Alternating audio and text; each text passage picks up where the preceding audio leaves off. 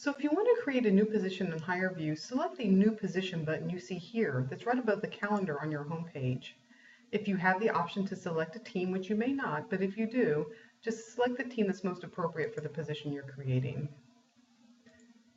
So we just selected the kbic position, and the next step is the position setup screen that you see here, and you need to title your position. Now it's very important that you title this position as it's listed on your job posting. You want to make sure your candidate's very comfortable and they know that they are interviewing for the same position that they've applied for. But in our case, I'm just going to label this as a test position. Now, if you look to your right, there's a calendar. So this is where you get to select if you do want an end date for this position. If so, just select whatever date you'd like, and that date will populate on your calendar on your homepage to remind you that this position will end on whatever date you pick. Also, this is going to default in on the invitation your candidate receives to take the interview.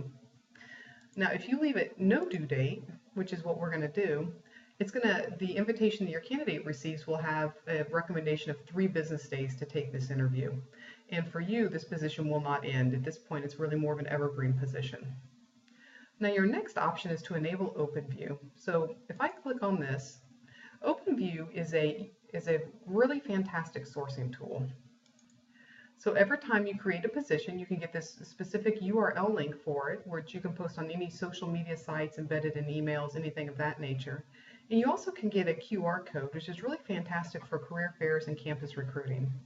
And I'm going to show you that as we finish this position setup. Now this next section is how you want your position structured. First of all, you can select the interview type. You have your option of on-demand or live, and in this case we're going to do on-demand.